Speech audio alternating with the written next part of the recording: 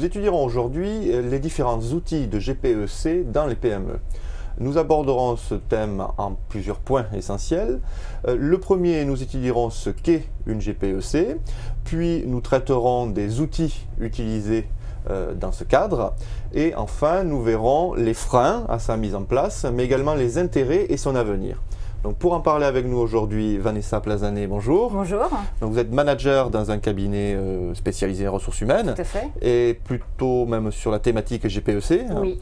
Et à ce titre, donc, vous accompagnez de nombreux chefs d'entreprise ou des équipes dirigeantes ou RH dans la problématique de GPEC. Voilà.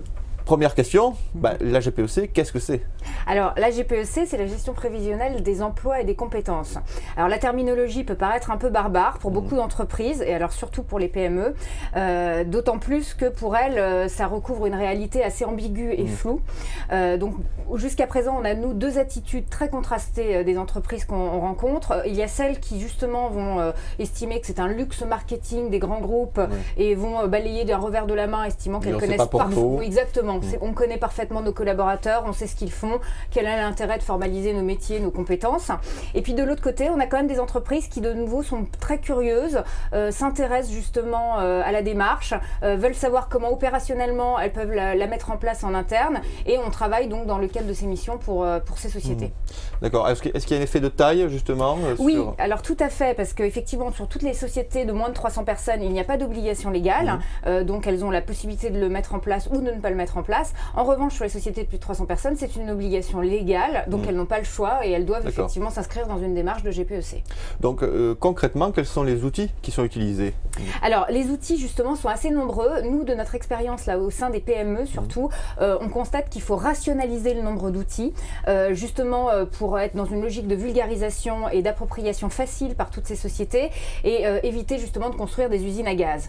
Donc aujourd'hui, concrètement, on propose, on a toute une démarche. On propose déjà de partir de l'axe stratégique de la société à 3 ans, de décliner sa stratégie, de savoir quelle est sa vision pour les emplois de demain. Et à partir de là, effectivement, on va travailler sur plusieurs outils. Donc la cartographie métier, qui est effectivement l'outil classique qui permet d'avoir une photo précise des métiers de l'entreprise. Donc c'est-à-dire que l'entreprise va faire le point un peu sur, sur tous les métiers en termes de fonction. Exactement, exactement. Et surtout, alors ça a un intérêt pour les sociétés qui ont plus de 15 métiers. Pour les petites structures, la cartographie des métiers a moins d'intérêt.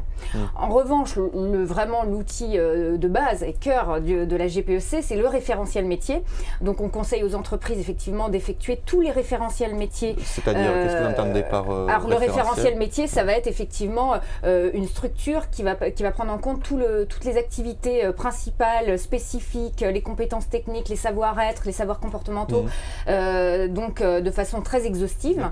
Donc de partir de ce référentiel métier. Comme un profil type du collaborateur idéal dans cette fonction. Voilà, tout à fait.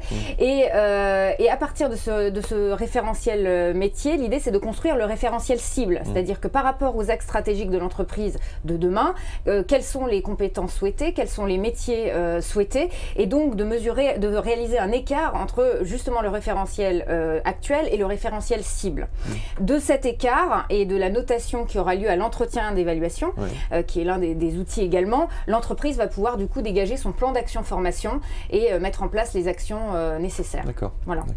Donc effectivement, si je schématise ou résume, la GPEC, c'est essentiellement pour derrière améliorer les compétences des collaborateurs par la formation, c'est ça le but ultime? Alors il n'y a pas que la formation, mais c'est déjà d'avoir une photographie claire des métiers et des fonctions.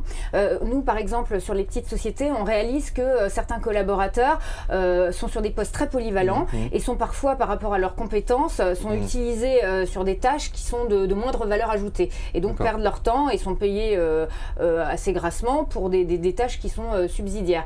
Et le fait de formaliser effectivement et d'avoir une vision claire du contenu du poste et de la fonction, ça permet aussi de repositionner les gens et de les faire travailler sur leur cœur de métier. Vous avez un exemple en particulier Alors, ce qui est oui, alors, exemple intéressant justement au niveau de missions de PME, on se focalise souvent parce qu'elles n'ont pas assez de temps concrètement. Il y a un problème de ressources, un problème de temps. Souvent, peu de personnes ont la casquette RH au sein de ces sociétés. Donc, on leur demande de se focaliser déjà sur leur métier stratégique. Mais la question qui se pose, c'est qu'est-ce qu'un métier stratégique dans l'entreprise? Pour certains, ça va être quelqu'un qui va dégager beaucoup de chiffre d'affaires. Pour d'autres, c'est une expertise particulière. D'autres, c'est la rareté du profil. Donc, c'est vraiment de définir quels sont les métiers stratégiques de l'entreprise et d'effectuer ces référentiels métiers actuels, cibles également, mesurer les écarts et puis valoriser effectivement ces écarts par des formations. Alors ça peut être du tutorat, ça peut être du coaching, ça peut être de l'auto-formation et puis de la formation évidemment qui est aussi nécessaire. D'accord. Cette démarche finalement, elle est faite souvent en interne ou par justement elle est externalisée? Alors au niveau des petites sociétés, là on est vraiment sur des petites PME. Il faut savoir déjà que la fonction RH, de nombreux aspects de la fonction RH sont déjà externalisés, notamment la paye, la gestion des temps et activités.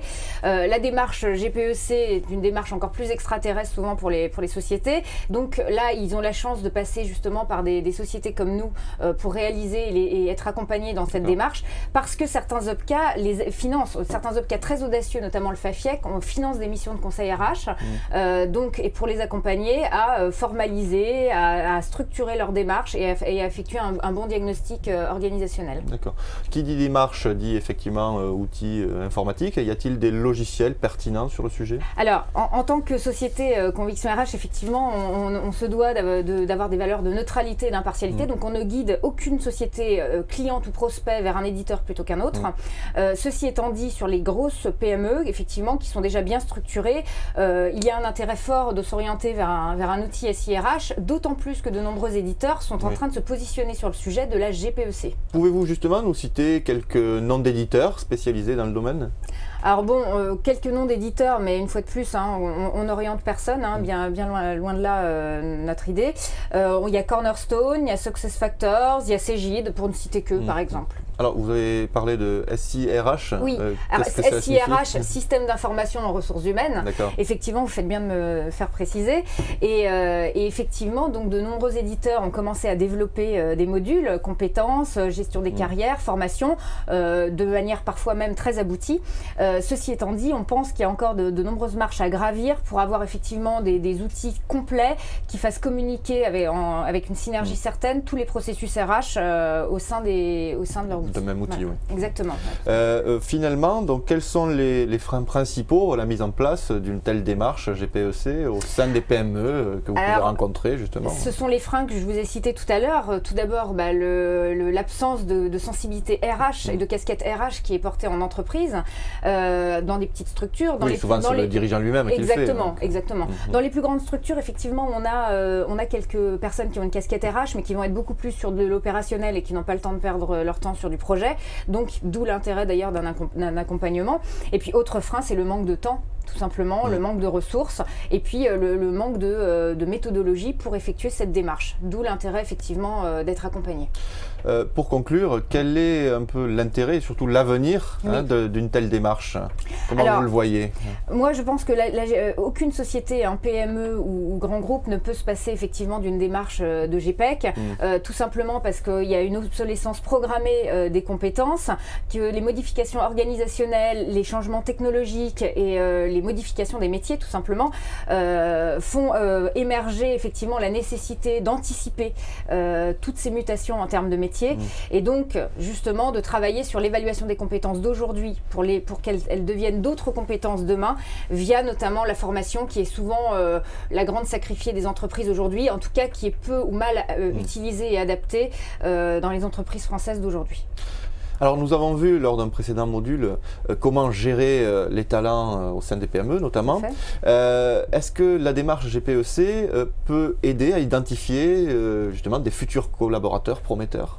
Alors tout à fait, même si la GPEC reste une démarche collective, l'intérêt justement de bien identifier des référentiels métiers clairs et des référentiels métiers cibles, s'ils sont repris dans le cadre des entretiens d'évaluation, ce qui reste quand même l'idéal au sein de certaines structures, permettent justement d'avoir une vision claire des collaborateurs, éventuellement de les comparer et d'en identifier justement certains potentiels ou au potentiel qui feront l'objet d'un suivi par la suite.